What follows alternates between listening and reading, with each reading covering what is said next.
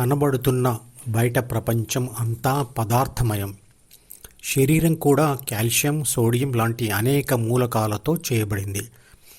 అందుకే శరీరం కూడా ఒక పదార్థమే. నేను లేదా ఆత్మ ఒక సంపూర్ణ శక్తి.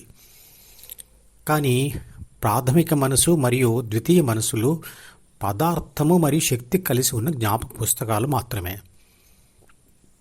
పైన చూపించిన చిత్రపటం గమనించండి.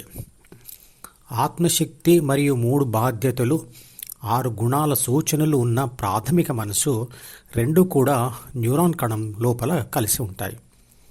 మెదడులో అలాంటి న్యూరాన్ కణాలు 8600 కోట్లు ఉన్నాయి.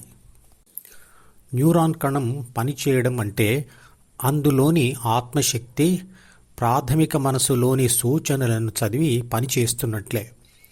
న్యూరాన్ కణం ప్రపంచం నుంచి సమాచారం తీసుకొని దానిని విశ్లేషించి తగిన సూచనలు తయారు చేసి ద్వితీయ మనసు, జ్ఞానేంద్రియాలు మరియు కర్మేంద్రియాలు కలిసి ఉన్న శరీరం ద్వారా ప్రపంచంతో వ్యవహరిస్తుంది. ఆ న్యూరాన్ కణం స్వతంత్రంగా పనిచేసే ఒక రోబోలాగా ఉంటుంది. కాబట్టి దానిని ఒక కంట్రోలర్ అనవచ్చు అని ఇదివరకే తెలుసుకున్నాం. న్యూరాన్ కణాలు అన్నీ ఒకదానితో మరొకటి సంప్రదించుకుంటూ వాటి పనిని అవి చేస్తూ ఉంటాయి. అవి ఒకదానితో మరొకటి ఎలా సంప్రదిస్తాయి? ముందుగా ద్వితీయ మనసు గురించి తెలుసుకుందాం. న్యూరాన్ కణం లేదా రోబో లేదా కంట్రోలర్ ద్వితీయ మనసులోని అహంను పొంది ప్రాపంచిక నేనుగా మారుతుంది. అలా మారిన ప్రాపంచిక నేను ప్రపంచం నుంచి వచ్చే సమాచారంను మరియు తను ఇచ్చే సూచనలను రెండింటిని కూడా ఒక డైరీలో రాసుకుంటుంది. దానినే ద్వితీయ మనసు అంటాం. ద్వితీయ మనసు ఎక్కడ ఉంటుంది? న్యూరాన్ కణాలు ఒకదానితో మరొకటి ఎలా సంప్రదిస్తాయి తెలుసుకుందాం. ప్రతి న్యూరాన్కు డెండ్రైట్లు మరియు యాక్సాన్లు అనబడే చెట్టు వేళ్ళు లాంటివి అతుక్కొని ఉంటాయి. ఒక న్యూరాన్ యొక్క డెండ్రైట్ మరో న్యూరాన్ యొక్క యాక్సాన్కు ఎదురెదురుగా ఉంటూ వాటి మధ్యలో కొంత ఖాళీ స్థలం ఉంటుంది. ఆ ఖాళీ స్థలంనే సైనాప్స్ అంటారు. దానిని ఒక వంతెన అనుకోవచ్చు. ప్రపంచం నుంచి లోనికి వచ్చే ప్రపంచ సమాచారంతో మరియు ప్రాపంచిక నేను ఇచ్చే సూచనలతో ఈ వంతెనలు కట్టబడుతూ మరియు గట్టిపడుతూ ఉంటాయి. ఈ సైనాప్స్ వంతెనల మొత్తం సమూహంనే ద్వితీయ మనసు అంటాం. అంటే ఈ సైనాప్స్ వంతెనల్లోనే మొత్తం జ్ఞాపకాలు భద్రపరచబడి ఉంటాయి.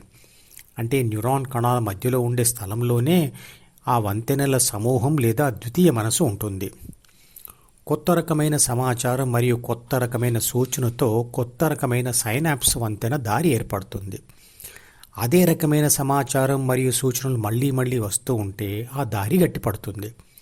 ఈ సైనాప్స్ ద్వారానే ఒక న్యూరాన్ కణం మరో న్యూరాన్ కణంతో సంప్రదిస్తూ ఉంటుంది. ప్రతి మనిషి తనను తాను సూచించుకోవడానికి నేను అనే పదాన్ని వాడతాడు. ఒక మనిషి నేను అని అంటున్నప్పుడు ఆ సమయంలో ఆ నేను అనేది ఒంటరిగా ఉండే ఆత్మశక్తి కాదు. ఒంటరిగా ఉండే ఆత్మశక్తి ఏ మాట కూడా అనలేదు. నేను అనే మాట అంటున్న సమయంలో అది ప్రాథమిక మనసుతో మరియు ద్వితీయ మనసులోని అహంతో కూడిన ఆత్మశక్తి. అంటే అది ప్రాపంచిక నేను.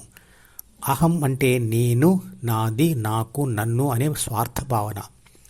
ఈ భావన ప్రపంచంతో వ్యవహరించడానికి అవసరం.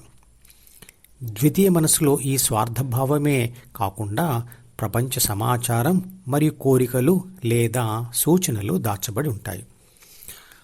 ఆత్మశక్తి ఒక బ్యాటరీలోని రసాయన శక్తి లాంటిది.